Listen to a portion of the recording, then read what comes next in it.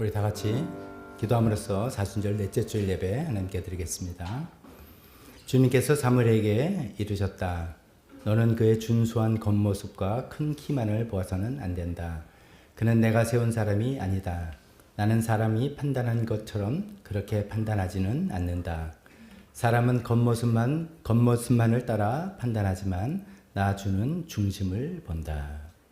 하나님 아버지 감사합니다. 하나님께서 우리의 겉모습, 우리의 외형, 우리가 이룬 것, 우리가 갖고 있는 것들 보시지 아니하고 우리의 마음 중심을 보신다 하오니 감사드립니다.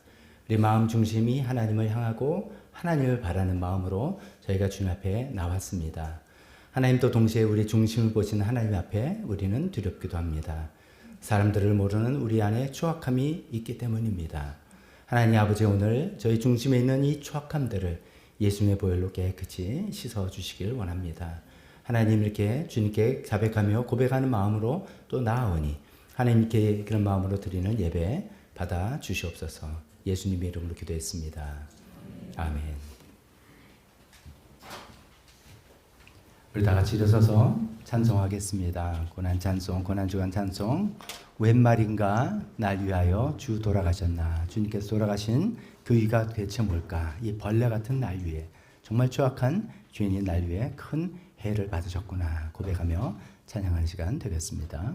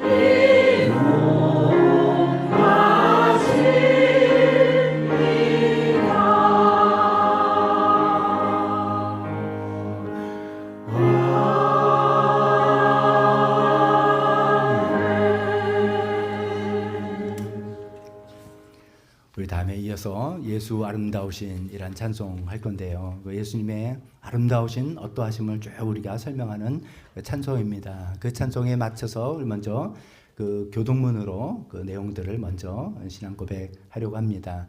오늘은 저 평소와 달리 인도자를 우리 찬양팀 중에 한 분에게 부탁드렸고 오늘은 신혜경 집사님께서 인도해 주시고 저희가 회중으로 따라가는 그런 식으로 진행하겠습니다. 주님, 우리는 주님의 아름다움을 바라봅니다. 우리의 마음과 삶이 주님을 향하게 하소서. 내가 여호와께 바라는 한 가지 일 그것을 구하리니 곧 내가 내 평생에 여호와의 집에서 있어서 여호와의 아름다움을 바라보며 그의 성전에서 사모하는 그것이라. 우리를 위해 십자가를 지신 어린 양 예수님을 찬양합니다. 보시오 세상 죄를 지고 가는 하나님의 어린 양입니다. 어린 양 되신 주님께 우리의 찬양을 올려드립니다. 죽임을 당하신 어린 양은 권세와 부와 지혜와 힘과 존귀와 영광과 찬양을 받으시기에 합당하십니다. 예수님의 이름 앞에 모든 무릎이 꿇고 모든 입이 주님을 고백합니다. 그러므로 하나님께서는 그를 지극히 높이시고 모든 이름 위에 뛰어난 이름을 그에게 주셨습니다. 어둠을 밝히는 새벽별이신 주님, 우리의 소망이 되어 주십시오. 나는 다윗의 뿌리요 그의 자손이요 빛나는 새별이다. 우리는 주님을 사랑합니다. 영원히 주님을 사랑하겠습니다. 누가 우리를 그리스도의 사랑에서 끊을 수 있겠습니까? 그 어떤 것도 우리를 하나님의 사랑에서 끊을 수 없습니다. 아멘. 이런 내용을 담아서 만든 찬송 우리 함께 주님께 드리겠습니다.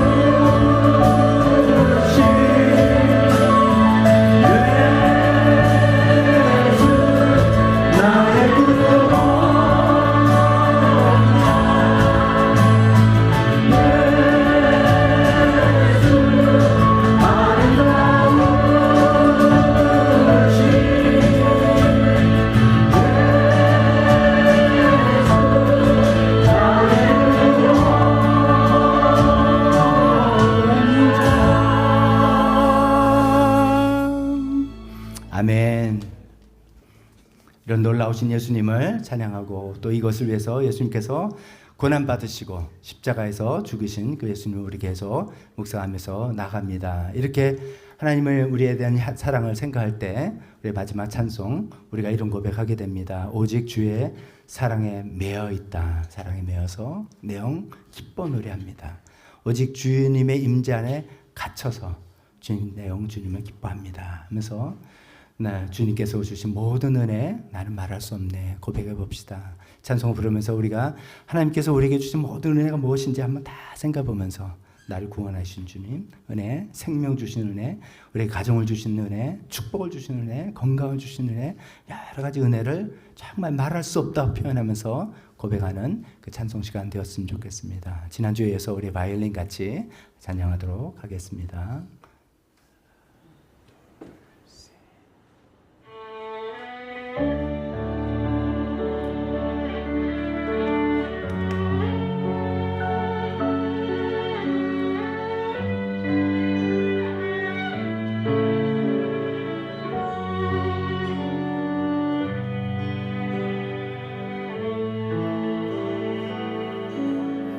오직 주의 사랑을 내어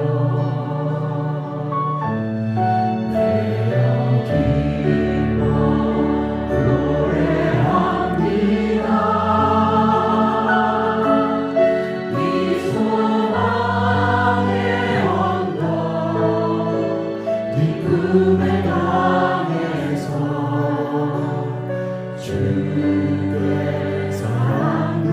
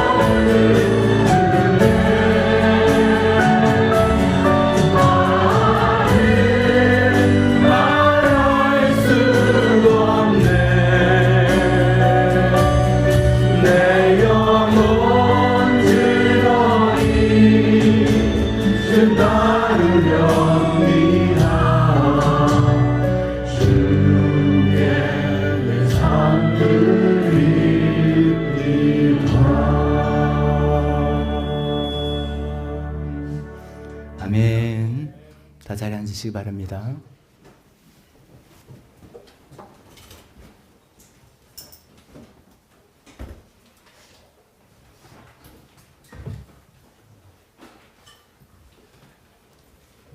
우리 찬송으로 고백한 것처럼 하나님께서 우리에게 주신 모든 은혜 너무 말로 다 할 수 없다. 그래서 내 삶을 주님께 드리겠다 고백하는 우리 찬양 주님께서 받으셨으리라 믿습니다.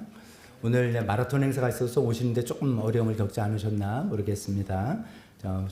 오셔서 함께 예배드리는 모든 분들 주님의 이름으로 환영합니다. 우리가 사순절 기간을 맞이하고 있는데 이제 앞으로 다가올 고난주간 일정 또 말씀드리겠습니다. 주보 첫 번째 소식입니다. 3월 마지막 주일인 3월 29일이 종료 주일입니다. 예수님께서 예루살렘에 입성하셔서 우리 구원을 이루시기 위해서 십자가에 달려 돌아가신 것을 기념하는 주일입니다. 그 주일에 금요일 되는 4월 3일은 예수님께서 십자가에 달리신 그 금요일입니다. 그래서 우리가 늘 하던 대로 금요일 날 모여서 함께 예배 드리도록 하겠습니다. 금요일 날 저녁 8시 4월 3일 날 모여서 예배 드리겠습니다. 그러면서 부활주일 4월 5일 영공의 부활주일을 기쁘게 맞이하는 우리 모두가 되었으면 좋겠습니다. 이어서 삼공부 지난주일부터 말씀의 산 시작을 했습니다. 깜빡 까먹었다 하신 분들 지금이라도 신청하셔도 됩니다. 하셔서 또 캐첩하시면 되니까 참여하시길 원하셨는데 미처 신청 못하신 분들은 신청해 주시기 바랍니다. 생명의 삶은 4월 5일 주부터 시작하도록 하겠습니다. 오늘은 지난주에 이어서 경건의 삶 수료 간증 오늘 박선희 목사님께서 해 주시겠습니다. 그리고 오늘 이제 예배 후에 윷놀이 행사 있죠. 지난 3년 동안 나현정 집사님이 친교부 부장 맡아서 잘 기틀이 딱 따서 이제 뭐 어떻게 하는지 우리 다 알 겁니다. 목장 대항으로 해서 즐거운 시간 갔는데 이제는 친교부장 김지현 집사님이 바뀌어서 새로 하는 첫 행사입니다. 잘하실 거지만 또 미숙한 점이 있더라도 우리 다 같이 협조해서 즐거운 시간 다 보냈으면 좋겠습니다.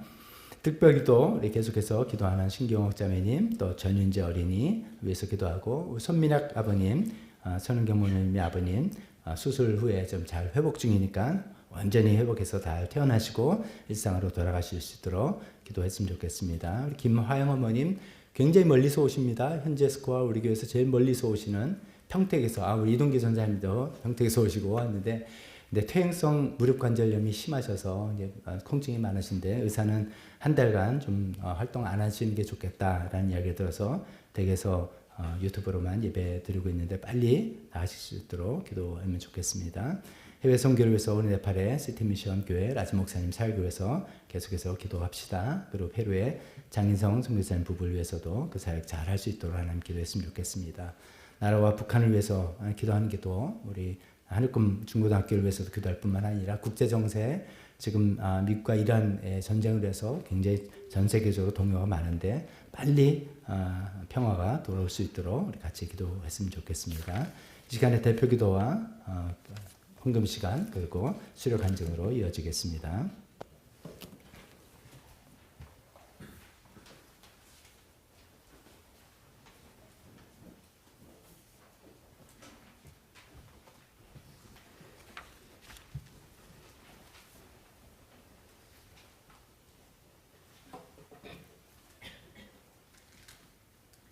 기도드리겠습니다.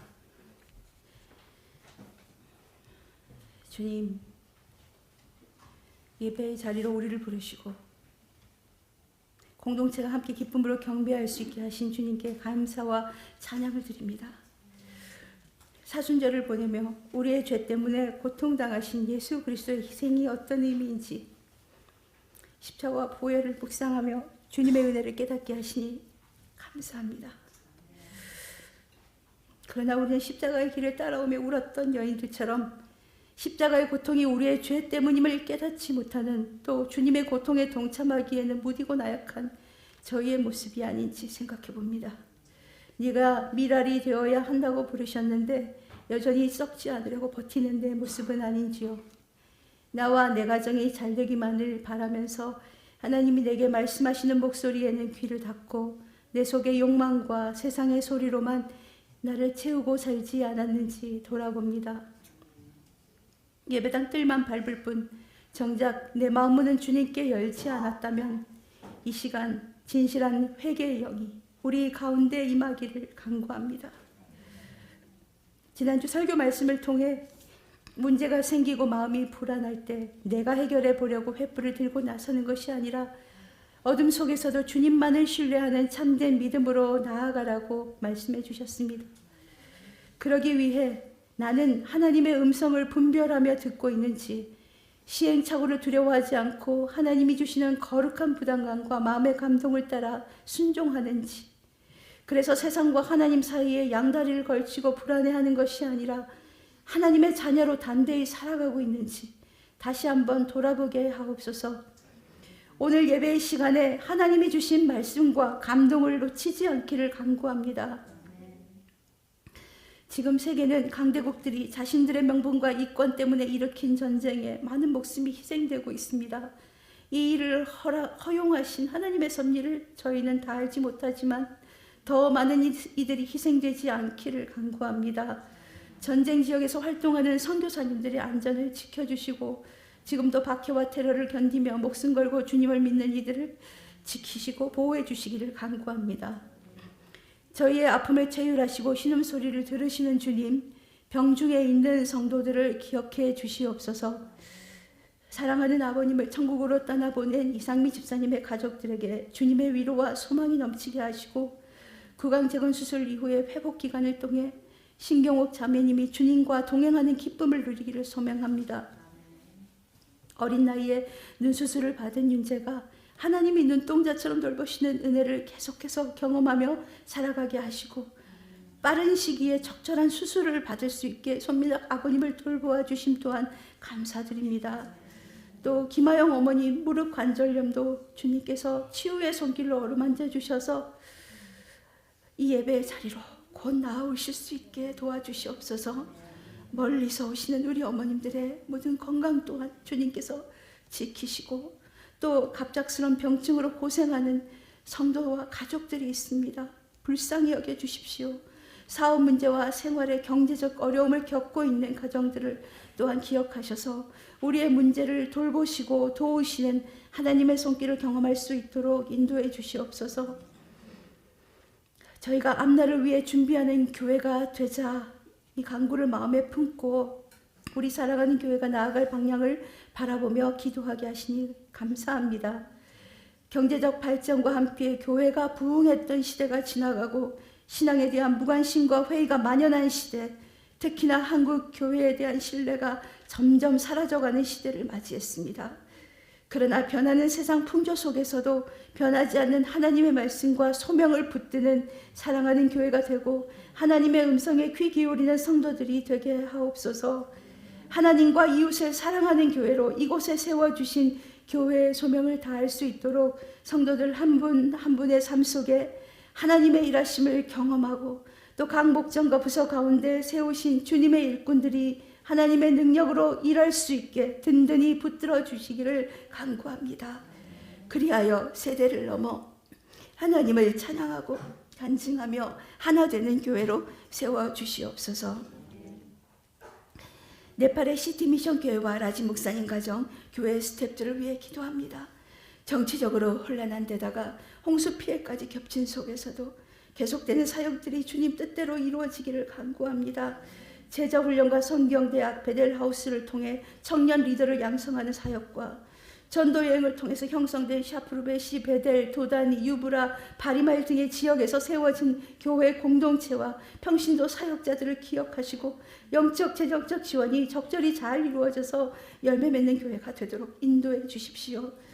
페루에서 사역 중이신 장인성 에스더 선교사님을 기억하시고 어촌과 대학교, 청소년 보호원에서 진행되는 성경 공부를 통해서 많은 이들에게 복음이 전해지기를 간구합니다.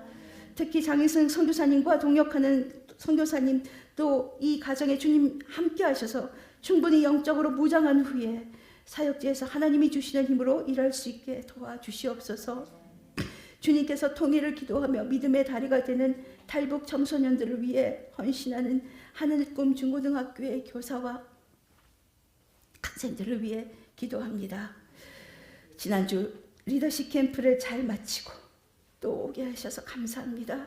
또 새로 입학한 12명의 신입생들과 함께 새롭게 한 해를 주님 안에서 일하며 섬기게 도와주시옵소서. 오늘 말씀을 전하시는 박덕주 목사님을 위해 기도합니다. 성령 하나님께서 목사님을 붙드시고 우리가 드려야 할 말씀을 선포하도록 붙들어 주시옵소서. 말씀을 들을 때 우리 내면에 울려 퍼지는 하나님의 감동을 기대하며 순종하겠다는 마음의 결단을 품고 듣겠습니다. 우리를 위해 십자가에서 고통당하신 예수 그리스도의 이름으로 기도합니다.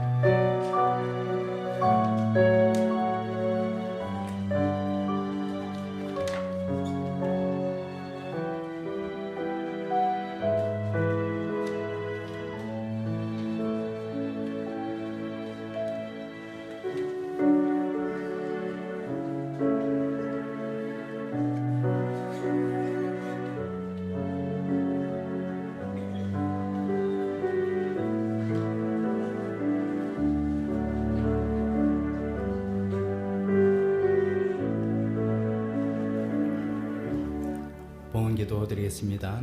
하나님 아버지, 오늘도 저희가 정성껏 주님 앞에 물질을 드립니다.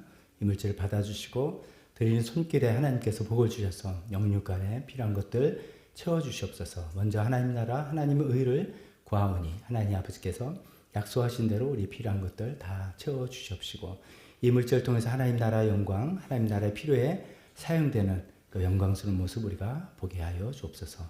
예수님 이름으로 기도했습니다. 아멘. 이어서 수료 간증해 주시겠습니다.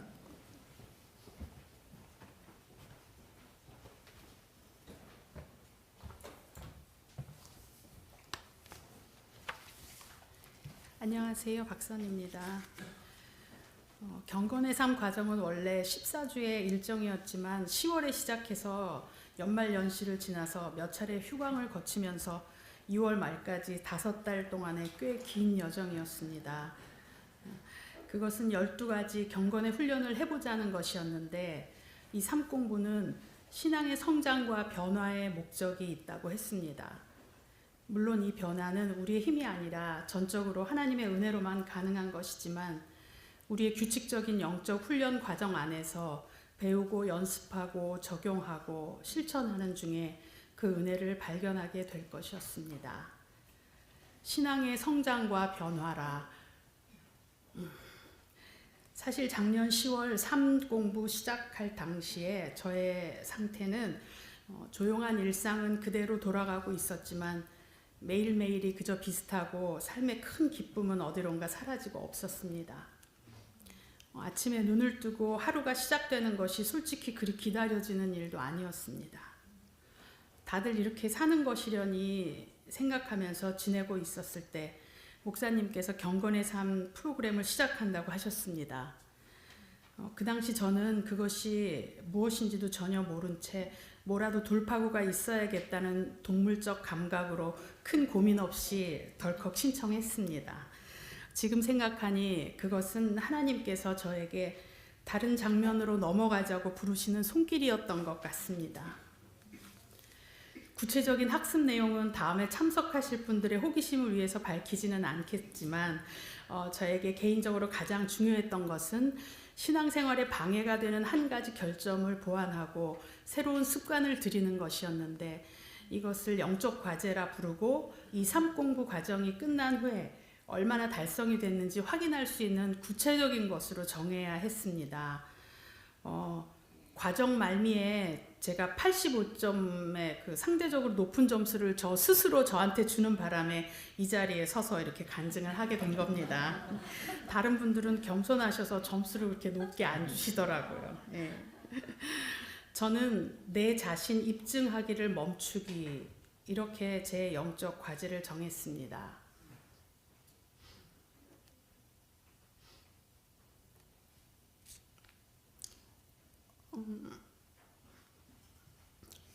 어렸을 때부터 남에게 내가 어떻게 보여질까가 중요하고 인정욕구도 강하고 칭찬받기를 좋아했기에 100점 맞은 시험지를 들고 아빠에게로 가는 어린아이 같은 마음으로 평생 신앙생활을 했던 것 같습니다. 훗날 하나님도 내 모습 이대로 사랑하시고 빈손 들고 주님 앞에 오라고 하신다는 걸 알았고, 남편도 충분히 잘했다고 그만해도 된다고 하고, 세상 어느 누구도 저에게 점수를 잘 받으라고 요구하지 않았는데 제 스스로 자꾸 시험을 보고 점수를 잘 받으려고 하고 살았습니다.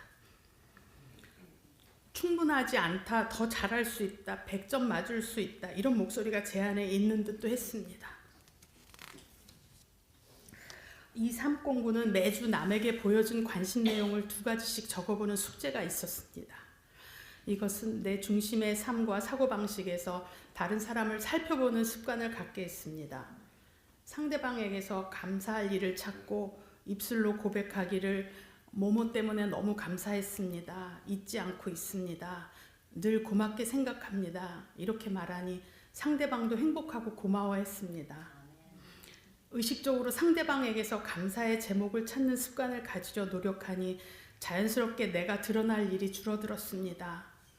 목장 식구들을 위해 음식을 준비했어도 와서 먹어주는 그분들이 있어서 감사하고, 또 우리 집까지 와주신 것이 감사하고 그랬습니다. 내가 자랑할 일은 아무것도 없었습니다. 모든 사람을 위해 간구와 기도와 도구와 감사를 하는 것, 그것을 예수님이 기뻐하신다는 것 다시 한번 알게 되었고, 이 과정에서 내 자신을 입증하려고 아무 애쓸 필요 없이 그저 하나님이 주신 것들을 감사함으로 나누면 된다는 것을 알게 되었습니다. 오히려 상대방에게서 감사거리를 찾아서 입술로 고백할 때 상대방뿐 아니라 나도 같이 행복해지는 것을 알았습니다. 어느덧 경건의 삶 과정이 여기까지 온 것에 감사드립니다. 요즘은 아침에 일어날 때 오늘은 어떤 일로 누구와 함께 행복을 나누고 기뻐할까 궁리를 합니다. 어떻게 오늘 하루를 잔치처럼 축제처럼 보낼까 생각하니 기대가 됩니다. 하나님께서 저에게 주신 달란트로 누구를 어떻게 섬기고 함께 기쁨을 나눌까 생각하면서 즐겁습니다. 특별히 음식을 나누는 기쁨이 저에게 있습니다. 요즘은 봄동 비빔밥, 멍게 비빔밥 이런 게 제철입니다. 쭈꾸미도 좋고요. 새조개 샤브샤브도 좋습니다. 목장 식구들과 언제 어떤 걸로 잔치할까 생각하면 행복합니다. 이런 게 경건의 능력이 아닌가 생각도 합니다. 여러분들도 아시겠지만 저희 로고스 목장에 이덕배 형제님, 여유리 자매님이 오셨습니다. 함께 목장할 수 있어서 너무 감사하지요. 보내주신 하나님께 감사드리고 용기 내주신 형제님 부부에게도 감사합니다. 교회가 그분들에게 기꺼이 우리의 한 팔을 내드리고 복음으로 함께 기뻐할 수 있으면 좋겠습니다. 일상이 그냥 흘러가고 있으신 분들이 계시다면 목사님이 경건의 삶 과정 다시 하신다고 할 때 많이 생각하지 마시고 감각적으로 신청하시기 바랍니다. 저와는 또 다른 변화가 분명 찾아올 겁니다. 감사합니다.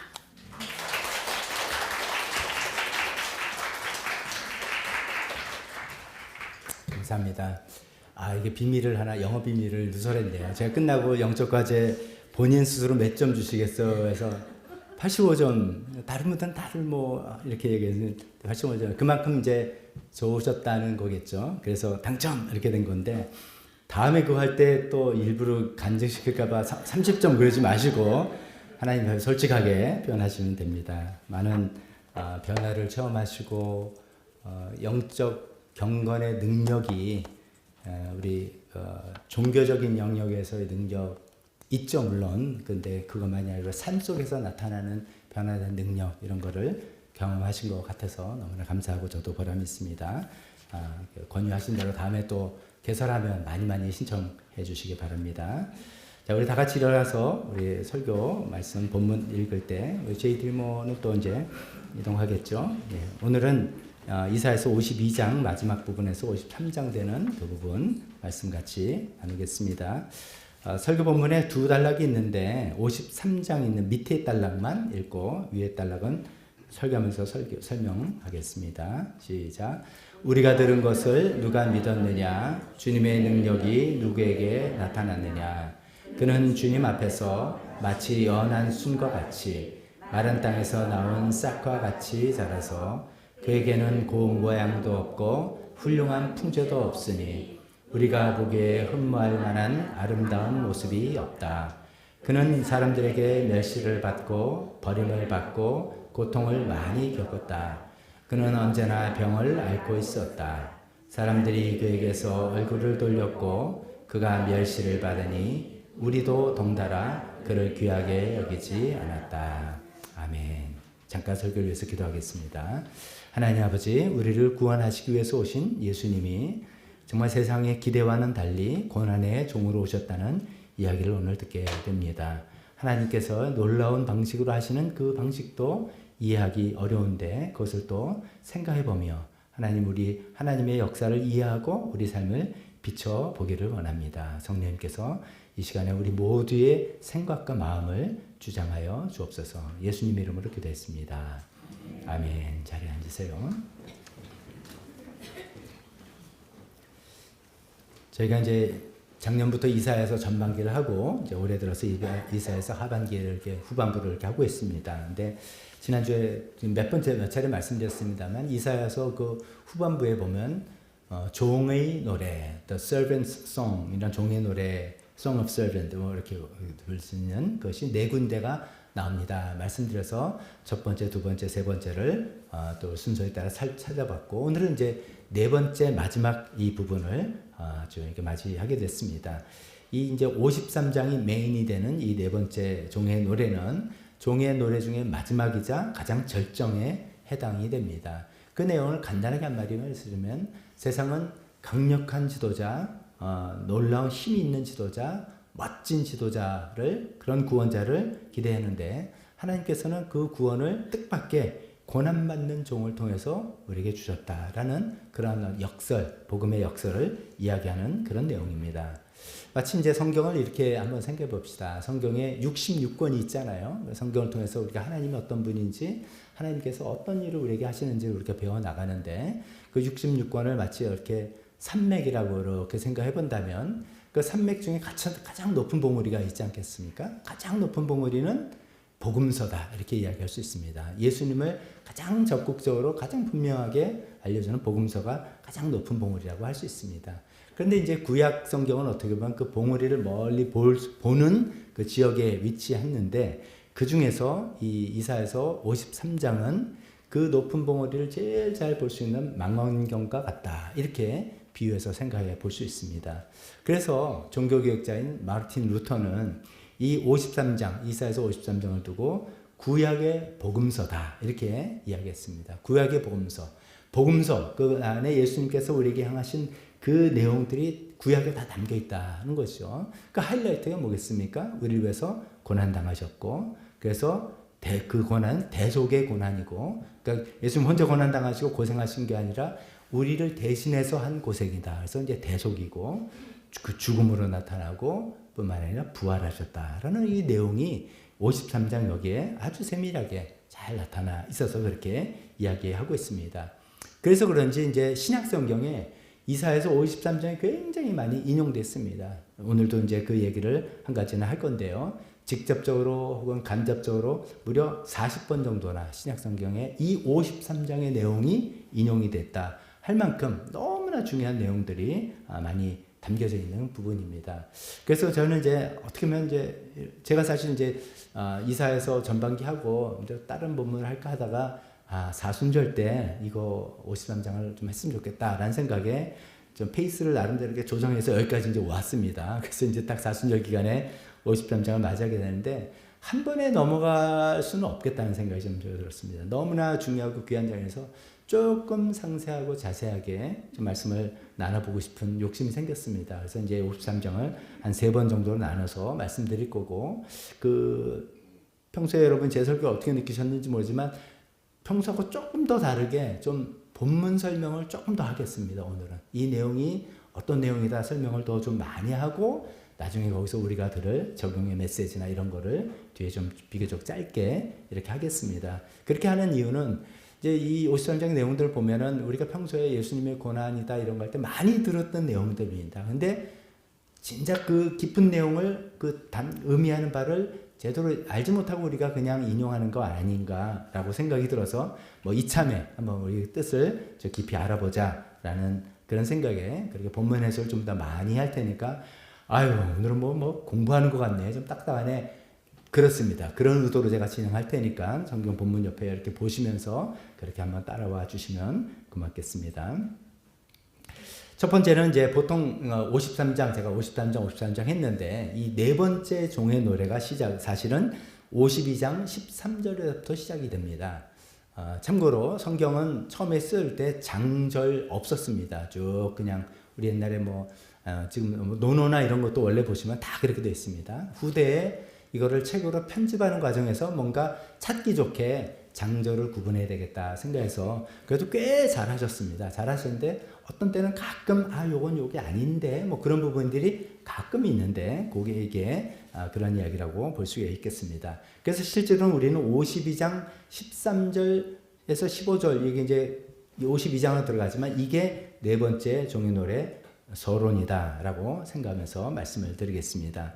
52장 그 마지막에 나오는 그 서론의 주제는 고난 뒤에 숨겨진 영광의 선언이다. 뭐 이렇게 거창하게 붙여보면서 조금 살펴보겠습니다. 여러분 주보에 있는 그 본문의 제일 첫 번째 단락이죠. 첫 번째 단락은 이렇게 시작합니다.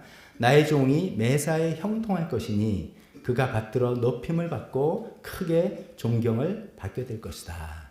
이거는 네 번째 종의 노래 전체 서론입니다. 전체 서론인데 생각해 보세요. 이 고난의 종이라고 생각하는데 그 결론이 이미 성공이다라는 것을 미리 선포하고 시작한다. 여기 우리가 좀 감동이 되었으면 좋겠습니다. 저는 이제 이 생각할 때 막 마음속에 막 감격이 되면서 맞아. 이제 제가 몇 번 그런 말씀 드리지 않았습니까? 우리 성경을 보고 우리가 믿는 사람은 우리 인생은 슬픔으로 끝난다, 해피엔딩으로 끝난다. 어떤 과정을 거치든 안에 우리는 해피엔딩으로 끝나는 인생이다. 몇 번 말씀드렸죠. 왜냐하면 어떻게 살든 간에 우리는 죽어서 다 천국 가는 사람들이고 하나님의 백성이 되는 사람. 이거는 정해진 결말이죠. 그 행복한 정해진 결말을 향해서 누구는 직선으로 가고 누구는 돌아가고 거기서 뭐 고생도 하고 누구는 기쁨을 살고 이런 차이뿐이지 결론은 행복, 승리, 감사 이걸로 끝난다라는 말씀을 많이 드렸잖아요. 마치 이게 그렇습니다. 네 번째 이 종의 노래는 고난의 종에 대해서 그렇게 이야기하는데 딱 서론으로 딱 먼저 승리를 선언하는 거죠. 그가 받들어 높임을 받고 크게 존경을 받을 것이다. 마치 예수님께서 부활하신 다음에 승천하셔서 하늘에 올라가서 우리 찬양한 것처럼 모든 이름 위에 뛰어난 이름을 받게 될 것이다. 이것이 이제 먼저 빵빠레로 딱 선언을 하고 이 고난의 종에 대한 이야기를 하는 그런 부분입니다. 자, 그런데 여기에 우리가 좋아하는 단어가 요 제 앞 구절에 나오죠. 형통이라는 단어가 나옵니다. 여러분 만사 형통 얼마나 좋아합니까? 무슨 일을 만나든지 만사 형통하리라. 실제로 그래요? 실제로 우리가 무슨 일을 만나든지 만사 형통합니까? 아니잖아요. 근데 왜 그렇게 해요? 이제 이거 뭐 우리 찬송 가사 때는 뭐 그 의미는 모르겠는데 여기 종이 매사에 형통해서 잘 될 거다 생각하니까 예수님은 뭐 탄탄대로 걸으셨네? 아닌 거 알잖아요. 근데 왜 이렇게 표현했는가? 여기 형통이라고 번역된 단어가 우리가 그냥 일반적으로 아는 것처럼 일이 그냥 술술술 잘 풀린다라는 뜻이 아니라 그 원어적인 뜻을 살펴보면 슬기롭게 행동하다라는 뜻이에요. 지혜롭게 행동하다라는 뜻이에요. 그 뜻은 뭐냐면 하나님께서 이 종의 예수님이란 종의 인생을 슬기롭게 지혜롭게 인도하셔서 결국은 높임을 받고 크게 존경을 받는 승리하는 삶으로 이끌어 하신다 이거예요.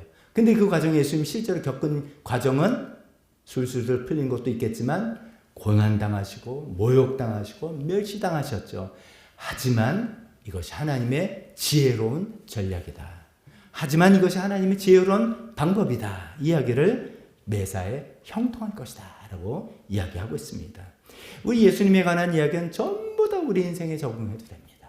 우리가 겉으로는 만사 형통하리라 찬송도 하지만 힘든 일, 어려운 일, 지금 당장 오늘 아침에 박선임 사님 요새 뭐 눈 뜨면 행복해서 어떻게 기쁨을 나눌까 하지만 어떤 분은 눈이 또 떠졌네. 오늘 내가 또 뭐 어떻게 살지. 이렇게 고만하는 분이 있더라도 그것이 하나님의 형통하신 가운데 있다는 것을, 그래서 우리가 예수님 붙들 때 반드시 예수님처럼 높임을 받고 승리하게 될 것을 우리가 믿으면서 이 여기를 시작하자는 말씀입니다. 자, 그 다음에 어떤 구절이 나옵니까? 그 다음에 이제 두 번째 줄입니다. 첫 단락의 두 번째 줄. 전에는 어떻게 됐고, 그 다음에 세 번째 줄 끝에는 이제는 어떻게 됐다. 이런 이야기 나옵니다. 우리가 성경을 읽을 때, 모든 글을 읽을 때도 그렇겠지만, 특히 성경을 읽을 때 이런 거를 주의해서 봐야 됩니다. 아, 저자가 이거를 대조해서 이야기하는구나. 전에는 이랬는데, 이제는 이렇다. 그걸 비교를 살펴봐야 되겠죠. 근데 내용을 보니까, 전에는 모든 사람이 놀랐다. 이야기하고, 이제는 이방 나라들이 놀랄 것이다. 이런 이야기를 하고 있습니다. 그러면 전에는 놀랐고 지금은 놀란다는 게 뭔가 생각을 해보게 되는데, 제가 이제 저는 설교를 이렇게 하기 위해서 뭐 단어도 뭐 조사해보고 여러 가지 이제 하지 않겠습니까? 그래야지 제가 뭐 헛소리 하지 않으니까요. 근데 이 두 번째, 이제는 많은 이방 나라들을 놀라게 한다라는 이 놀란 단어가 번역된 단어가 실제로는 그런 뜻이 아니라는 거예요. 실제로는 뿌린다는 단어라는 뜻이에요. 요번에 이제 말씀에서 미니 시리즈 신청하신 분들은 그 힘든 레위기를 지금 하신 거잖아요. 첫 주를 잘 보내셨잖아요. 레위기 뭐 맨날 제사 지내서 동물 피를 잡아서 뭐 제단에 뿌리고 성소에 뿌리고 뭐 맨날 피 뿌리는 이야기를 하고 있어요. 그 단어예요. 뿌리다예요. 뿌리다인데 이제는 그가 많은 이방 나라를 뿌린다라는 단어인데 왜 놀라게 한다라고 번역을 했냐라는 것을 생각해 보고 싶은 거예요. 자, 그것은 간단하게 생각해 보면 14절 끝에 전에는 하고 나온 부분에 그의 얼굴이 남들보다 더 안 되어 보였다라고 하는 표현에서 생각해 볼 수 있습니다. 우리도 이제 교회에서 만나면 요새 좀 얼굴이 좀 안 돼 보이는데 뭔 일 있어? 좀 뭐 잘 못 먹었어? 이렇게 되잖아요. 그 정도의 얼굴이 안 됐다는 이야기가 아니라는 거예요. 우리 세번역은 의역을 많이 해서 이해를 돕기 위해서 설명했는데 실제 내용은 얼굴이 엄청 상했다는 것이에요. 아주 그래서 예수님 모습을 우리가 상한 모습을 이렇게 그려볼 수 있지 않습니까? 가시면류관을 확 씌워서 얼굴에 피가 나고, 우리가 지난번에도 살펴봤지만 그 신문 받는 과정에서 얼굴에 침을 뱉고 손바닥으로 때리고 주먹으로 때리고 얼굴이 좀 과장해 들어서 박살이 난 그렇게 상한 얼굴이었다는 거예요. 그 모습을 보고 사람들이 놀랐다는 거예요. 와, 저 사람 얼굴이 저렇게 망가지고 저렇게 얼굴이 피투성이가 됐네. 피투성이가 됐다. 피를 뿌렸고 흘렸구나 라고 생각하는 거예요. 그런데 이제는 그랬던 분이 이제는 많은 이방 나라, 유대인이 아니라 이방 나라를 놀라게 한다는 거예요. 근데 원어는 이방 나라에게 뿌리겠다라는 단어를 썼어요. 근데 왜 이제 놀라게 되냐면은 그건 이제 번역을 그렇게 한 것 같습니다. 전에는 이제는 비교해서 전에는 놀라게 했는데 이제도 사실은 놀라게 하는 거예요. 결론적으로. 근데 어떻게? 피를 전에는 흘렸던 사람이 이제는 피를 뿌림으로써. 제사 때 피를 뿌리는 사람이 누굽니까? 제사장. 전에는 피를 흘리는 고난받는 사람이 이제는 피를 뿌리는 제사장이 됨으로써 모든 사람을 구원하는 그 역사 때문에 이방 사람들이 다 놀라게 되는 그런 영광스러운 모습이 된다. 이런 얘기입니다. 자, 여기서 놀랍다, 뿌리다 이건 다 잊어버려도 되고 이것만 기억해 보세요. 놀라운 반전을 이야기하고 있습니다. 피 흘림을 당하던, 피 뿌림을 당하던 제물이 이제는 피 뿌리는 제사장이 된다. 그런 의미에서 예수님의 이름이 높이 들림을 받고 존경을 받게 된다는 그런 이야기를 하고 있다는 것입니다. 자, 그렇게 해서 이제 고난종에 대한 서론을 승리의 서론을 미리 이야기한 다음에 본격적으로 53장에 들어가게 되는 것입니다. 53장 1절 처음에 보면 이런 얘기로 시작되죠. 우리가 들은 것을 누가 믿었느냐? 주님의 능력이 누구에게 나타났느냐? 선지자가 한탄하는 소리입니다. 이사야 선지자가 한탄하는 것입니다. 이사야 선지자는 이 종의 노래를 통해서 하나님께서 놀라운 구원자를 보내주셔서 우리를 구원할 거란 이야기를 그렇게 외치는데 반응이 좋다, 나쁘다? 나쁘다는 거예요. 우리가 들은 것을 누가 믿었느냐? 내가 말했는데, 그걸 전했는데 누가 믿었느냐? 아무도 안 믿는다. 거의 아무도죠. 우리 능력을 하나님의 팔에란 능력이 나타나는데 이거 왜 안 믿느냐 이렇게 했는데 안 믿느냐 안 믿는다는 거죠. 근데 그럴 만한 사연이 또 있습니다. 우리 인간은 눈에 보이는 대로 보게 되는 것입니다. 느껴지는 대로 느끼는 것입니다. 그래서 하나님의 능력, 오른팔, 강한 팔 하면은 뭐 요새 이제 뭐 전쟁 나오니까 미국의 그 최첨단 무기가 어떻다는 게 막 보도 듣지 않습니까? 3대 전략 폭격기 나오고 뭐 어쩌고 나면 압도적인 무력으로 빵빵빵 때릴 때 와 세네 이렇게 보여지는 거잖아요. 근데 하나님께서 우리를 구원하신다는 능력의 구원자를 보내주셔서 그거를 막 이야기하는데 실제로 받는 사람 그 얘기 듣는 사람 입장에서 보니까 초라해 보이는 거예요. 제가 이렇게 한번 또 예를 들어 보겠습니다. 여러분이 누구에게 선물을 줄 때 아니면 상품을 준다고 할 때 대충 이러지 않겠습니까? 내가 이제 한 3만 원짜리 선물을 샀어요. 그럼 3만 원짜리 선물을 상품을 이제 포장해서 되게 줄 텐데 3만 원짜리 상품을 10만 원어치 포장지를 들여서 포장하는 분들은 별로 없을 거예요. 그걸 이제 좀 다른 의도로 좀 이렇게 포장하려고 그야말로 그게 아니다면. 근데 제가 이제 준 선물이 100만 원짜리예요. 너무나 고마운 분이에요. 너무나 귀한 분이어서 100만 원짜리 선물 준비했어요. 그러면 포장을 좀 신경 쓰지 않겠습니까? 100만 원짜리 선물에 합당한 어떤 포장을 하지 않겠습니까? 일반적으로. 하나님께서 오신 그 능력의 팔과 하나님께서 오신 구원의 선물이 값을 매길 수 없는 귀한 거를 하나님께서 우리에게 주시는 거예요. 근데 하나님께서 이 선물을 신문지로 포장했어요. 요새 신문지로 포장하는 사람은 어디 있습니까? 신문지로 포장하니까 그것을 딱 받는 사람이 겉만 보고 에게 시급호 허접한 거 이거 왜 갖다 주는 거야? 라고 했다는 것입니다. 그래서 그렇게 외치고 하나님의 구원이 여기 예수님을 통해서 고난받는 곳에서 옵니다라고 해도 그 고난받는 모습, 그 비천한 모습 이것에 참다운 그분이 우리에게 주시려는 그 값어치를 보지 않은 채 아무도 듣지 않고 아무도 받아들이지 않았다는 것입니다. 그런데 여기서 우리는 어떻게 알게 됐어요? 우리는 어떻게 알게 됐습니까?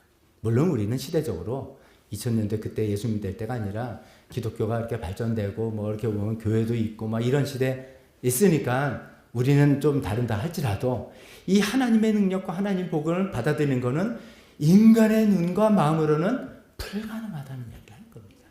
하나님께서 우리에게 은혜를 주셔서 우리 눈이 열리고 귀가 열리기 전에는 이것을 받아들일 수가 없다는 이야기를 하고 있는 것입니다. 근데 만약에 우리가 그것을 알아듣고 오늘도 위해서 하나님을 찬양하고 하나님 백성으로 살아가고 있다면 전부 다 누구 덕이다? 하나님의 은혜로만 이루어지는 것이다 하는 것을 우리가 또 생각할 수가 있겠습니다. 그러면 그 다음에 예수님이 대체 어떤 모습으로 오셨길래 제가 막 포장지로 그냥 신문지로 허접하게 싸서 주셨다라고 표현을 하는가 하는 것을 계속해서 2절부터 설명하고 있습니다. 예수님의 그 비천한 환경이나 외모를 설명하고 있습니다. 두 번째 단락 1절인데 2절이니까 두 번째 줄입니다. 두 번째 단락 두 번째 줄에 보면 그는 주님 앞에서 이거 주님은 하나님입니다. 하나님 앞에서 마치 연한 순과 같이 또 마치 마른 땅에서 나온 싹과 같이 자랐다 이렇게 이야기하고 있습니다. 그럼 뭐 이거 좋은 거 아닌가? 연한 순, 싹, 희망의 상징, 아름다움, 좋은 거 아닌가? 이렇게 생각하는데 그런 의도로 쓴 게 아닙니다. 여기서 연한 순을 표현한 연하다는 단어는 젖먹이라는 단어하고 똑같은 거예요. 뭐냐? 자기 스스로는 생존할 수 있다 없다? 없다는 거예요. 요새 이제 봄이 되니까 싹이 피고 뭐 이제 풀이 이렇게 자라고 새순이 올라옵니다. 이거 손가락을 꺾기가 너무나 쉽습니다. 손을 딱 꺾는 거예요. 그래서 이제 두릅 이렇게 손을 꺾어서 먹는 거잖아요. 얘네들 좀만 자라면 못 꺾는 거예요. 가지가 되면 못 꺾는 거죠. 여기 연한 순이라는 것은 그렇게 연약할 대로 연약하다는 것을 상징하는 단어입니다. 고난의 종인 예수님께서 그렇게 연약한 몸으로 오셨다는 것입니다. 그것을 생각하는 것이 아기 예수로 오셨다 이겁니다. 여러분 예수님께서 우리가 성탄절 때 아기 예수로 오셨다 이제 상투적으로 쓴 표현인데 거기에는 여러 가지가 있는 중에 이런 것도 있는 거예요. 가장 연약하고 가장 취약한 존재 상태로 오셨다는 겁니다. 우리는 결론을 다 아니까 뭐 뭐 이게 예수님이 아기로 오셔도 마치 거기는 뭐 슈퍼 쉴드가 딱 돼 있어서 손끝 하나 누가 건들지 못하는 이렇게 생각을 하지만 사실 그렇지는 않습니다. 예수님 당시 예수님께서 태어나신 당시 1세기에 팔레스타인 지역에 누가 어떻게 그거를 이제 연구했는지 모르지만 5살 이전에 사망하는 게 절반 이상입니다. 옛날 뭐 우리가 알잖아요. 옛날에 영아 사망률이 굉장히 높다. 요즘에 돌잔치하고 옛날의 돌잔치 아주 다르잖아요. 요즘은 100일 잔치 안 하잖아요. 옛날엔 100일 동안 얘가 살아났네. 너무너무 감사해서 100일 잔치 하는 거고 돌잔치 크게 하는데 요즘은 그런 게 별로 없잖아요. 요만하게 태어나도 인큐베이터에서 다 우리가 살려내고 하는 건데 예수님 태어났을 1세기 팔레스타인에 5살 전에 죽는 게 절반일 정도로 영양실조, 전염병, 위생상태나 여러 가지 사건, 사고 이것이 많은 그런 상태에 아기 예수로 오셨다는 것은 정말 예수님은 그냥 문자 그대로 아주 연약한 존재로 오셨다는 것을 이야기하고 있습니다. 또 예수님 오셔서 생명의 위협을 태어나자마자 받으셨잖아요. 헤롯 왕이 예수님 죽이려고 군사를 동원해서 죽이려고 찾아왔는데 이집트로 피신해서 그렇게 아주 연약한 존재로 오셨다는 것을 이야기하고 있습니다. 그런데 이 연약한 수는 놀라운 반전이 담겨 있습니다. 이 연약한 순 안에 강한 생명력이 담겨 있습니다. 아까 제가 말씀드린 것처럼 봄에 이제 이렇게 싹들이 날 때 이 단단한 겨울을 나야 되겠어 단단한 나무 줄기를 그 틈을 열고 순이 핀 것입니다. 길게 보면 아스팔트 같은데 잡초가 삐져 나옵니다. 산에나 들이나 이런 데 가면 바위를 틈을 타고 거기에 뿌리가 내리고 싹이 피어나는 것들, 그 틈을 켜는 것을 보게 됩니다. 놀라게 되는 거죠. 아니 이렇게 연약한 순에 내가 손가락으로만 꺾어도 꺾어지는 순인데 어떻게 해서 얘네들이 이런 데를 뚫고 이렇게 나오는 놀란 강인한 힘이 있는가. 이거를 뭐 식물학적으로는 팽압이라고 표현합니다. 그 안에 식물의 순 안에 생명력이 계속 공급되면 안에서 외부 쪽으로 자꾸만 팽창하는 힘이 있는데 이게 연약한 순이니까 아무것도 아니지만 계속 생명력이 공급되다 보니까 얘네들이 밀어서 바위를 뚫고 콘크리트 아스팔트를 뚫고 단단한 줄기를 뚫고 나와서 생명력을 핀다는 그런 것이죠. 예수님은 연약한 몸으로 오셔서 아주 취약하고 연약한 실제로 그런 삶으로 아기 예수를 시작하셨지만 예수님 안에는 하나님의 생명력이 충만하셔서 이 세상에 가장 단단한 거라고 할 수 있는 죽음이라는 바위까지도 쪼개내시면서 생명을 드러내신 그런 분이시다. 이런 내용을 우리가 생각해 볼 수 있겠습니다. 연한순으로 오셨다는 것이고 두 번째 마른 땅에서 나온 싹과 같다. 이것도 마찬가지입니다. 싹이 포인트가 아니라 마른 땅이 포인트입니다. 우리가 식물 키우시거나 조금만 관심 있는 분들 다 아시죠? 식물도 어디서 자랍니까? 비옥한 토양, 좀 촉촉한 토양. 아주 마른 토양에서는 안 자라는 거예요. 성장을 좀 멈추고 기다리는 거죠. 그런데. 근데 물기가 있고, 그래야지 양분을 먹고 좀 촉촉하고 비옥한 땅에서 식물이 자라나는데, 이 예수님이라는 이 고난의 종은 마른 땅에서 겨우 난 싹이에요. 그러니까 얼마나 보잘것이 없고, 얼마나 성장을 기대하지 못하는 그런 상태라는 것입니다. 예수님은 마른 땅에서 나온 싹과 같았어요. 예수님은 하나님 아들로서 이 땅에 오셨는데 자기 백성이 그를 알아보지 않고 받아들이지 않았더라. 요한복음 1장부터 나왔습니다. 영적으로 완전히 타락한 그런 환경 이스라엘에 예수님께서 오셨습니다. 예수님 또 역사적으로 환경이 로마 제국이 식민지로 삼은 그 유대 땅 중에서도 촌동네로 알려져 있는 나사렛 동네 출신이었습니다. 그래서 그것 때문이라도 많이 무시를 당했던 겁니다. 예수님은 직업도 변변하지 않았습니다. 목수의 아들. 목수란 게 뭐 나무 드는 목수. 요새는 요새는 목수 잘 봅니다. 요새는 탈공도 벤츠 몰고 다닙니다. 그건 요즘 이야기고요. 예전에는 왕, 귀족, 인텔리, 지식층들이 있는데 손으로 육체 노동을 해서 먹고 사는 사람이었다는 것입니다. 그런 예수님이었습니다. 마른 땅에서 배경도 없고 뒤에서 도와줄 사람도 없고 그냥 힘들게 혼자 살아나가는 그런 환경에서 살아가는 그런 좀 비천한 상태에 있는 예수님이었다는 이야기를 하고 있습니다. 그런데 여기도 또 역설이 있어요. 뿌리가 마른 땅에서 자랐다는 것은 그 뿌리가 풍성하게 땅에 작은 걸 먹고 풍성하게 누가 도와주는 사람이 있고 뒷배를 대주는 사람이 있고 누굴 뭐 기대할 사람이 이런 게 전혀 없이 하나님의 도움으로 살아왔다는 것입니다. 세상의 도움이나 배경 없이 오직 하나님의 도움으로 살아왔고 승리한 삶이라는 것을 또 보여주는 그런 내용이라고 말할 수 있겠습니다. 자, 그런 분인데 그분의 외모가 어떤지 2절 두 번째 단락에 나옵니다. 세 번째 줄 보시면 그에게는 고운 모양도 없고 훌륭한 풍채도 없으니 우리가 보기에 흠모할 만한 아름다운 모습이 없다. 이런 내용입니다. 제가 여러분들에게 퀴즈 하나 드리겠습니다. 예수님의 외모가 미남이셨다. 뭐 추남이라고 말하기 좀 죄송하니까 미남이셨다. 아니었다. 어느 것 같습니까?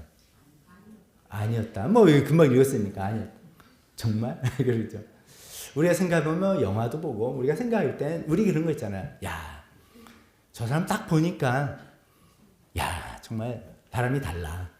키도 딱 크고 좀 어깨도 남자 같으면 딱 벌어지고 요즘 그 세금 문제로 요새 좀 조용한데 그 차은우 씨 그 사람 별명이 얼굴 천재 이러더라고요. 세상에 누가 그렇게 줬는지 얼굴 천재 얼굴 끝내주고 다 주고 조금 야 그 영화 관상이라는 영화 있었잖아요. 그 이제 세조 관정을 예를 들어서 그래서 이제 단종이 쫓겨나고 또 요새는 단종 영화 때문에 또 난리가 났잖아요. 근데 그 예전에 그 관상 그 영화 볼 때 이정재 씨가 이제 나면서 이제 관상쟁이가 그 사람이 관상을 잘 보는 거잖아요. 세조가 나중에 그래서 그 사람한테 관상쟁이한테 내가 왕이 될 관상인가 이렇게 유명한 영화 장면이 있잖아요. 그러니까 딱 보니까 저 사람 관상만 봐도 야 저 사람 할 사람이다. 우리 그런 얘기 많이 하잖아요. 딱 보니까 저 사람 할 사람 같아. 야 저 봐. 야 풍기는 게 달라. 이런 분이 아니셨다는 거예요. 우리가 외모로 느끼는 어떤 느끼는 그런 걸로 있는 그런 분이 전혀 아니셨다는 거예요. 실제로는 그래서 역사학자들이나 고고학자들이 좀 추정을 해봤어요.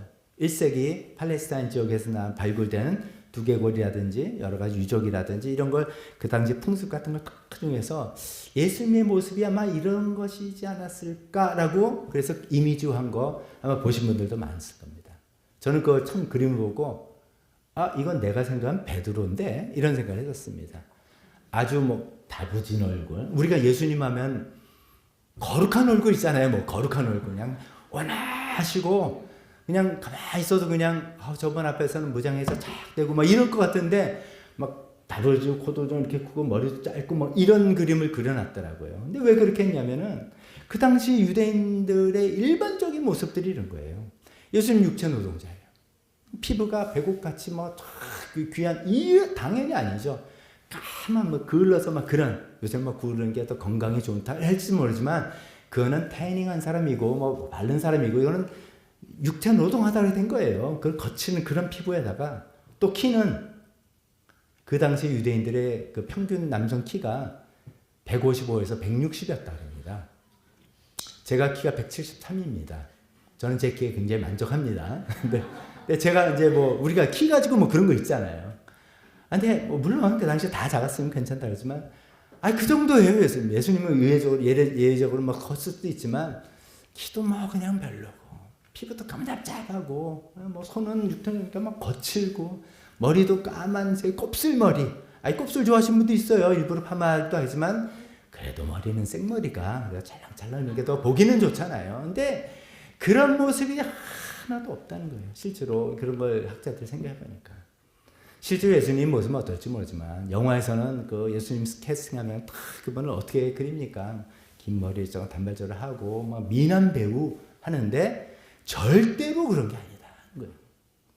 예수님은 고운 모양도 훌륭한 풍채도 이런 것으로 저분은 정말 구원자답다. 하나님 보내신 메시아답다라는 것과 정반대 고난받는 모습. 아주 보잘것없는 모습이라고 오히려 설명을 하고 있다는 것입니다. 자, 그 다음에 그렇기 때문에 그런 예수님을 사람들이 쉽게 받아들인 게 아니라 거절하고 멸시하고 외면했다는 얘기가 3절에 나옵니다. 3절 중간중에 보면 그래서 그는 사람들에게 멸시를 받고 딱 보니까 그 연한 손 아주 보잘것없어. 출신도 그렇고 뭐 그런 사람이에요. 또 외모도 보니까 볼품이 없어. 뭐 그런 사람이에요. 그러니까 근데 뭐 자기가 뭐라고 막 떠드는 것 같으니까 멸시를 받고 버림을 받고 고통을 많이 겪었고 그는 언제나 병을 앓고 있었다. 그 사람들 얼굴 돌리고 그랬다는 얘기입니다.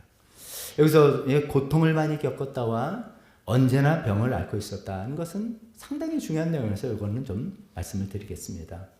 이제 다시 말씀드리지만 우리는 이제 좀 성경을 처음 접하시는 분들이 쉽게 이해하라고 의역을 해서 편하게 번역된 새번역이라는 번역을 쓰는데 어떨 때는 그 개역버전에 좀 약간 오리지널 단어가 있는 것들이 이 의미 이해하는 데 도움이 돼서 그렇게 제가 설명을 해보도록 하겠습니다. 개역개정 많은 교회에서 성장하신 분들이 귀에 익숙한 표현은 이렇게 됐습니다. 그는 멸시를 받아서 사람들에게 버림을 받았으며 간고를 많이 겪었으며 질고를 아는 자다. 이런 표현을 했습니다. 간고와 질고라는 단어를 쓰고 있습니다. 둘 다 고통이죠. 근데 간고와 질고는 약간 의미가 다릅니다. 간고는 영어로 말하면 sorrow 이겁니다. 즉 우리가 정신적으로 심리적으로 막 아프고 상처받은 것 때문에 막 힘들고 어려운 막 머리가 아프고 막 이런 것들 심리적인 마음의 어떤 질병 고통 질병이라서 고통이라고 한다면 뒤에 질고라고 표현되는 건 질병질자 질병으로 인한 고통이란 뜻이에요. 그냥 몸이 아픈 거예요. 진짜 아픈 거예요.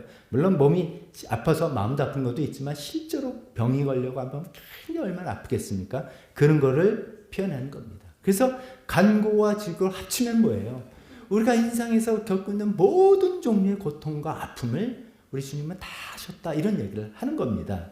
자 그런 건데 그래서 은혜를 받았는데 제가 이번에 이제 설교를 준비하다 생각해 보니까 예수님이 간고를 많이 겪었다. 그래 우리 심정 알고. 그래서 예수님 보면 내 사람들의 마음을 헤아리신 분이잖아요. 정말 예수님 사람 마음을 헤아려서 예수님에게 공감도 해주시고 터치도 해주시고 너무나 기가 막히게 잘하시는데 예수님이 질병을 앓으셨다? 예수님 뭐 병이 걸리셨다?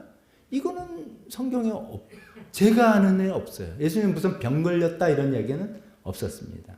우리는 실제로 살아가면서 육신 질병이 이게 굉장히 큰 부분인데 예수님 어떻게 아파가지고서 나 좀 3일간 좀 활동 좀 쉬어야 되겠다라든지 예수님 알고 보니까 뭐 좀 질환이 이런 게 없잖아요. 그럼 이게 뭔가? 더 나아가서 예수님 그럼 우리 육체의 고통을 어떻게 예수님께서 아시겠는가? 이런 생각을 해보는 겁니다. 이것은 내가 겪어봤기 때문에 안다는 의미가 아니라 좀 신학적인 어려운 의미로 대속의 의미입니다. 대속, 대신 속해준다 이런 의미예요. 그래서 예수님 대속의 은혜를 감사합니다 한데 예수님께서 그냥 내가 통감해 주니까 예수님 자신이 대신 고통당하면서 자신이 대신 벌 받으면서 우리를 구원해 주셨다. 그런 내용이 들어가 있습니다. 근데 그 대속의 의미 가운데 조금 여기는 전가한다. 전가의 개념이 들어있습니다. 우리 일상생활에서 전가라는 단어 언제 씁니까? 책임전가. 그렇죠?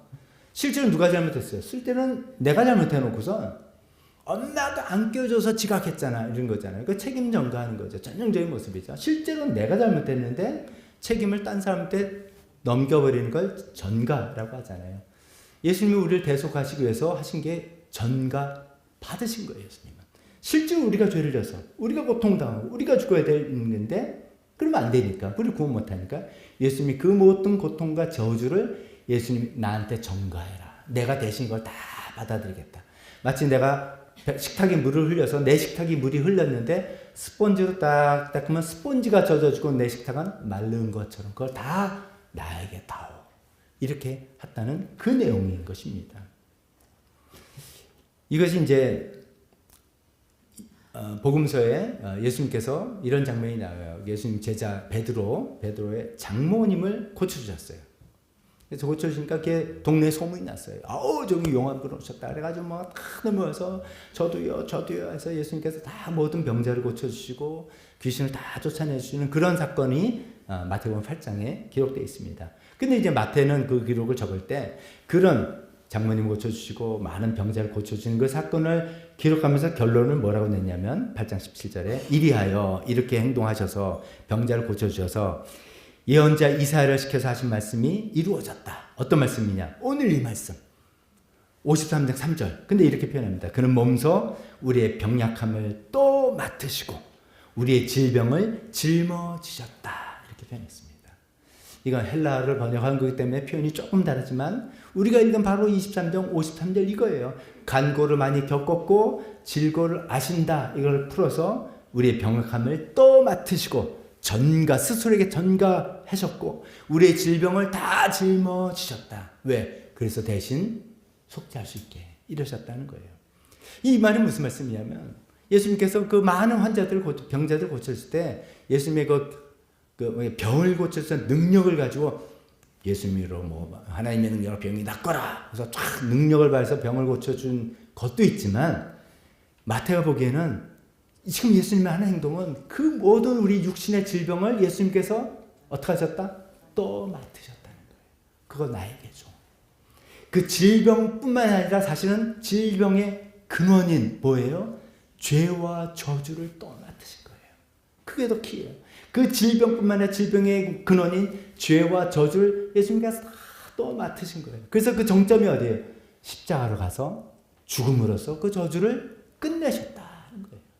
그러니까 예수님께서 병 고치는 게 그냥 병 고친 게 아니라 예수님은 그 모든 것을 본인에게 전가시켜서 대속하기 위해서 하셨다. 그 내용을 마태가 기록하는 것입니다.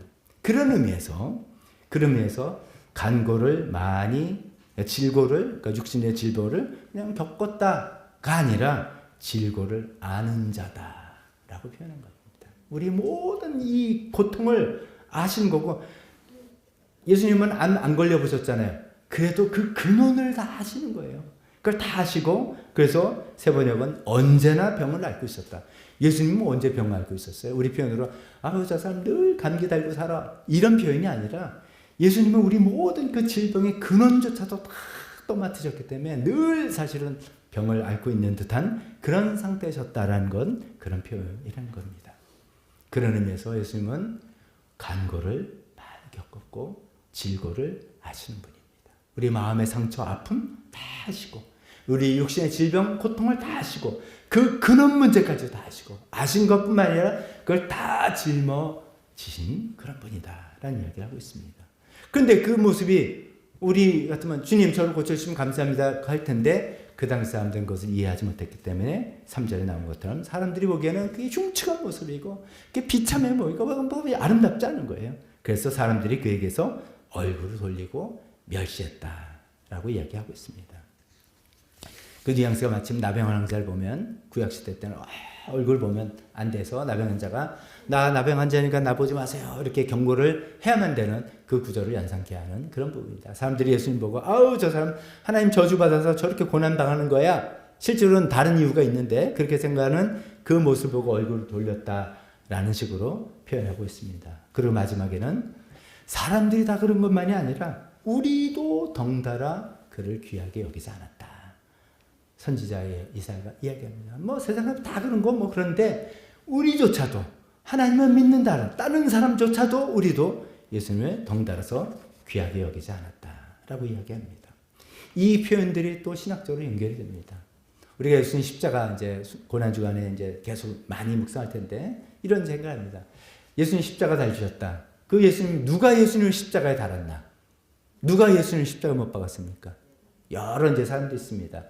가룟 유다가 배신했으니까 된 거지. 그 배신 때문에 가룟 유다가 된 거지. 아니야. 그 유대 지도자들이 그 해가지고 한 거지. 유대인 지도자들 나쁜 사람들이지. 아니야. 뭐 그래도 로마에서 그렇게 결국 다른 거지. 로마 그 사람들 못된 사람이지. 아니야. 그 군중들 다 동의했잖아. 군중들이 막 했지. 그래서 다 딴 사람 이야기하지만 사실은 우리가 덩달아 귀하게 여기지 않았다. 우리의 죄 때문에 예수님 달리셨어. 우리가 바로 예수님을 십자가에 달았다라는 이야기로 되는 거 아니겠습니까? 자, 그런 내용들입니다. 뭐 이미 다 하셨으면 또 한 소리 또 들은 소리 또 들었겠지만 이렇게 해서 꼼꼼히 살펴보면서 이 의미들을 살펴봤습니다. 정리해 봅니다. 우리가 이때까지 살펴본 예수님은 이 세상에서 기대했던 어떤 세상이 기대하는 화려하고 늠름한 그런 왕의 모습 아닙니다. 오히려 허접한 포장지에 쌓여서 뭐 이게 뭐 안에 뭐가 있는데 라는 건 그런 비천한 모습으로 우리에게 오셨다는 것입니다. 근데 그 비천함은 결코 무능함이 아니었다. 하나님의 놀라운 전략, 형통, 것이 담겨 있는 것이고, 연약하지만 바위까지 뚫고 오는 연한 순의 생명력이 담겨 있는 것이다라고 살펴봤습니다. 그럼 마지막으로 그 메시지로 세 가지 한번 생각해 보겠습니다. 이 질문이 있습니다. 하나님은 왜 이런 방식으로 일하시는가? 왜 이런 비천함 속에서 일을 하시는가? 생각해 보고 짧게 우리가 생각할 수 있는 포인트들 생각해 보겠습니다. 첫 번째로는 이렇습니다. 왜 하나님께서 이런 방식으로 메시아를 보내셨나? 인간의 모든 자랑을 멈추고 하나님의 영광만 남게 하기 위해서다. 예수님께서 능력 있는 모습으로 오셔서 언변이 풍채가 좋고 많은 군사를 입고 했으면은 하나님의 능력이었지만도 사람들 보기엔 그럼 그렇지. 사람이 많으니까 군사력이 세니까 인물이 좋으니까 이게 인간의 능력이라고 생각하기가 너무 쉽습니다. 근데 하나님께서는 그 구원의 능력을 우리에게 주신 능력을 인간의 자랑으로 돌아가기를 절대로 원치 않으시고 오직 하나님께만 영광이 돌아가기를 바라셨기 때문에 그런 비천한 모습으로 예수님을 보내신 것입니다. 마치 고린도전서 1장 28절에 보면 이런 구절이 나왔습니다. 하나님께서는 세상에서 비천한 것들과 멸시받는 것들을 택하셨으니 곧 잘났다고 하는 것들을 없애버리시려고 아무것도 아닌 것들을 택하셨습니다. 여기 예수님의 고난받는 비참한 모습으로 당시에 있던 그 고린도 교회에 잘 사는 사람들이 있었지만 많은 대다수가 종이고 노예였던 사람이었을 그들에게도 향하는 것입니다. 그렇게 하신 이유가 이리하여 아무도 하나님 앞에서는 자랑하지 못하게 하시려는 것입니다. 하나님께서 우리에게 놀라운 일을 했다면 그 모든 것은 하나님께서 하십니다. 우리가 잘해서 잘난 건 하나도 없습니다. 하나님께 모든 영광이 돌아가는 것입니다. 라는 것을 하나님께서 보여주시기 원하셨습니다. 자, 그러면 여기서 간단하게 적용 한번 해보겠습니다. 이 메마른 땅에서 자란 싹이라고 이야기할 텐데 여러분 한번 생각해보세요. 여러분은 어떤 땅에서 자라는 싹입니까? 여러분의 인생은 메마른 땅입니까? 아니면 그래도 나는 비옥하고 좋은 환경의 싹에서 자라났나? 예를 들어서 비옥한 땅에서 자란 싹이란 이런 거죠. 태어나니까 믿음 좋은 집안에 태어났고 부모님 인품이 훌륭하시고 나한테 별로 상처 주고 이렇게 속박하고 그런 것도 없으시고 나를 늘 인격적으로 키워주시고 머리도 부모님께 물려받아서 머리도 그냥 잘 돌아가고 재정적으로도 그렇게 힘든 게 없어서 제가 하고 싶은 일 다 뒷받침해주고 그래서 자랐어요. 이런 분들이 있지 않습니까? 하나님의 놀라운 축복이죠. 우리가 오늘 제목이 비천함 속에서 일하시는 하나님이라고 한다고 해서 우리가 일부러 비천함을 찾아갈 필요는 없습니다. 이 풍요롭고 이런 건 다 잘못됐고 비천해 이런 건 아닙니다. 이건 하나님께서 우리에게 주신 축복입니다. 놀라운 축복입니다. 단 그런 축복을 받은 사람은 더 하나님께 헌신하고 더 하나님께 자신을 드려야 되는 것이죠. 누가복음 12장에 하나님 말씀하신 대로 하나님은 많이 받은 사람, 많이 맡긴 사람들에게는 많은 것을 요구하신다. 이런 많은 축복을 받았다면 더 이걸 가지고 주님 위해서, 교회를 위해서, 다른 영혼들 위해서 내가 섬기고 베풀어야 되겠다. 이렇게 생각하시면 되는 겁니다. 그러나 혹시 여러분 가운데 예수님 이야기 들으니까 딱 내 이야기네. 나 정말 배경도 없고 나 정말 힘든 환경에서 자랐어. 나 도와주는 사람들도 별로 없었고 그런 사람이었어. 그래가지고 좀 마음에 쓴뿌리가 많고 원망과 한탄 있고 이런 분 혹시 계십니까? 예수님이 여러분의 롤모델이 되시기 바랍니다. 환경의 척박에서 이 땅에서 기대할 게 없다면 하늘에서 오신 하나님의 공급을 받으시면서 우리가 살아갈 수가 있겠습니다. 우리가 신앙인들을 크게 두 부류로 나눈다면 또 이렇게 나눌 수 있습니다. 모태신앙. 모태신앙이 진짜 모태부터 신앙이 있었다는 뜻이 아니라 어릴 때부터 교회를 다니면서 신앙적인 환경에 자랐다는 사람입니다. 저는 이제 그런 타입입니다. 하나님이 계시나 중간에 제가 사춘기 때 살짝 까딱한 적이 있었지만 대학교 들어서 그냥 하나님이 늘 믿어지고 하나님 은혜 감사하고 이렇게 살아갔던 사람입니다. 또 한 비례는 어떤 분입니까? 다 성인이 돼서 예수님을 믿은 사람들입니다. 근데 이제 모태신앙 쪽에서 이렇게 볼 때는 저 사람들은 놀 거 다 놀고 지 하고 싶은 거 다 하고 난 다음에 예수 믿은 사람이야 이렇게 이제 생각을 하죠.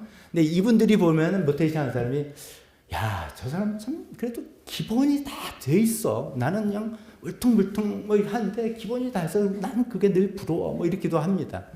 근데 이제 모태신앙 쪽에서 이쪽 분들이 부러운 건 뭐냐면 정말 하나님을 체험한 게 있는 거예요. 정말 체험한 것들이 물론 못된 신앙이 없다는 뜻이 아니에요. 성장하면서 그런 게 있지만 이분들은 그랬기 때문에 예수님을 믿은 분들이에요. 척박한 환경에서 다른 거 기대할 게 없는데 하늘에서 공급된 하나님을 체험하고 이 뚜렷한 간증들이 있고 확실한 것들이 있는 거예요. 얼마나 감사합니까? 어쩌면 하나님의 영광을 더 드러낼 수 있는 그런 운명이라고 할 수 있는 것이죠. 감사, 여러 가지 조건들이 있다는 거죠. 단 그 안에 생명력이 넘칠 때, 하나님을 생명력이 넘칠 때 그것이 나오는 거니까 그렇게 되는 것이죠. 그래서 우리 인생의 비천함이니 난 풍요함이니 이게 아니라 다 여러 가지 하나님께 은혜가 될 수 있다는 것입니다. 두 번째로 또 생각할 것은 왜 하나님께서 이렇게 비천함 속에서 역사하셨는가? 인간의 계산을 깨트리는 거예요. 하나님의 인간적인 계산을 깨트리고 믿음을 시험하는 것입니다. 우리는 본능적으로 화려한 거, 멋진 거, 대단한 거 이거 추구합니다. 근데 만약에 예수님께서 그런 모습을 보셨다면 아마 수많은 사람들이 예수님 복음서에도 보면 5,000명을 먹이고 많은 사람이 따르셨던데요. 그거 아닐 겁니다. 수많은 사람, 나라 왕권을 들고 찾아왔을 겁니다. 그러나 예수님께서 그런 것은 신앙을 보고 따라온 게 아니라 자기 욕망을 이룰 사람을 보고 따라온 거기 때문에 그렇게 따라오는 것을 하나님 원치 않으셨습니다. 그래서 비천한 고생하는 보잘것없는 종의 모습을 볼 때 진짜 배기만 따르는 것입니다. 진짜로 하나님을 찾는 사람만 예수님을 알아볼 수 있게 하기 위해서 예수님이 그렇게 하셨습니다. 적용의 답은 우리 삶에도 그렇습니다. 우리가 눈에 보이는 화려한 것들, 눈에 보이는 좋은 것들, 이런 거 우리는 본능적으로 그걸 추구하게 되어 있습니다. 우리가 사는 곳이 어디 있습니까? 경제 10위 나라에 들어섰다는 대한민국의 이 수도권의 이 강남 지역에 살고 있습니다. 얼마나 빛과 빠져한 거, 얼마나 트렌디한 거 이런 것만 우리 추구하는 지역에 우리가 살고 있습니다. 우리가 정신 차리지 않으면 그것만 바라보고 삽니다. 그러다가 우리는 다 속습니다. 우리는 우리 내면에 아까 그 순이 어린 싹이지만 그 안에 하나님의 생명력이 있어서 콘크리트 뚫고 나온다는 그 하나님의 생명, 내 안에 정말 하나님의 생명력이 가득 차 있는가 이거 생각하지 않으면 우리는 그냥 꺾어버리는 싹이 될 수가 있는 것입니다. 마지막으로 하나님께서 왜 이런 비천함을 통해서 역사하시는가? 그래야지만 우리의 질고를 전가하실 수 있는 예수님이 되기 때문입니다. 하나님 비천함에 예수님 비천해지지 않았다면은 그 멀리 하늘에서 우리 고통을 내가 안다 이렇게 말씀만 하셨을 겁니다. 그러면 그게 이루어지지 않는 것이죠. 우리 같은 낮은 자리에 오셔서 우리를 막 스펀지로 탁 닦아내는 것처럼 우리 고통과 질병을 다 떠안으시고 그래서 우리를 대속시키기 위해서 그렇게 하셨다는 것입니다.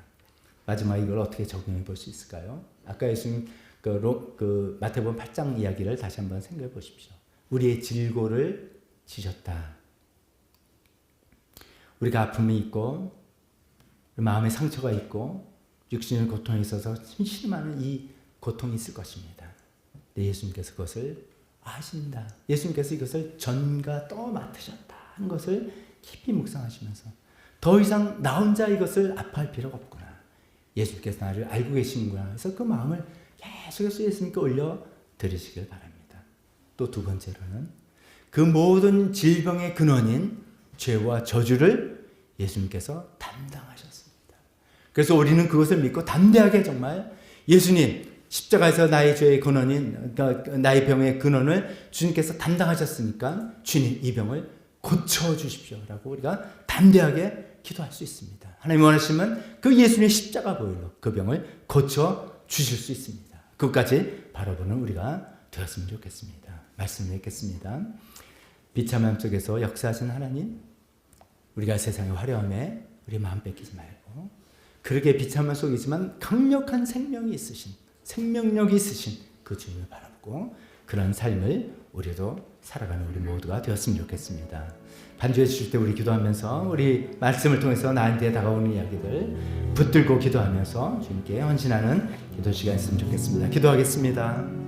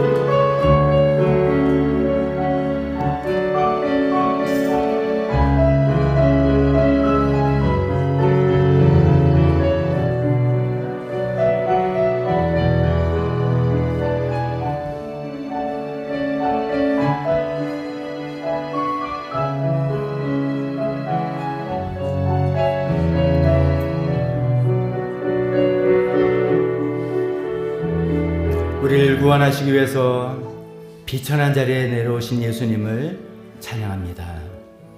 우리를 구원하시기 위해서 예수님을 그 비천한 자리로 내려보내신 하나님께 감사드립니다. 하나님 아버지, 우리를 구원하신 능력이, 우리를 도우시는 그 힘이 하나님 세상의 화려함과 세상의 그 위대함에서 오는 것이 아니라 오로지 하나님의 능력으로만 온다는 것을 우리에게 말씀하시고, 그러기 위해서 고난받는 종의 모습을 보신 예수님께 감사와 찬양을 드립니다. 하나님 아버지, 그 예수님을 믿는 우리가 이 세상에 살면서 혹시나 남들에 비해서 정말 비천한 모습이 있고 그런 어려운 일이 있더라도 우리는 좌절하지 않겠습니다. 낭망하지 않겠습니다. 삶을 원망하지 않겠습니다. 오히려 이 가운데서 하나님의 놀라운 능력과 하나님의 놀라운 생명을 나타낼 수 있는 것을 고민하며 그것을 나타낼 수 있는 우리가 되기를 소원합니다. 하나님 도와주시고 도와주시기를 간절히 원합니다. 주님, 우리의 질고를 하시는 하나님께, 예수님께 감사와 찬양을 드립니다. 우리의 모든 육신의 질병을 다 짊어지시고 그 고통을 다 떠맡으시면서 우리를 대속하시는 예수님께 감사와 찬양을 드립니다. 그 예수님의 능력으로 우리 모든 질병을 고쳐주시고 그 근본을 해결해 주시기를 간절히 바라며 이 모든 말씀을 예수님의 이름으로 기도했습니다. 아멘. 다 같이 일어서 우리 헌신시간, 헌신찬송 다 같이 일어서 당신의 거룩함, 겸손함, 거룩함 찬송 드리겠습니다.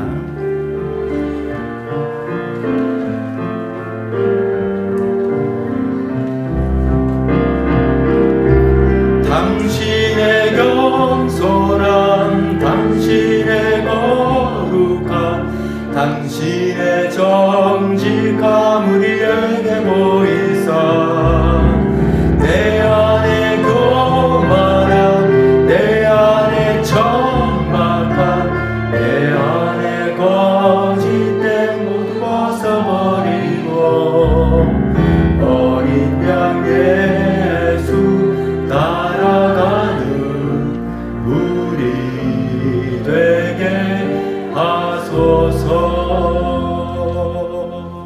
축도하겠습니다.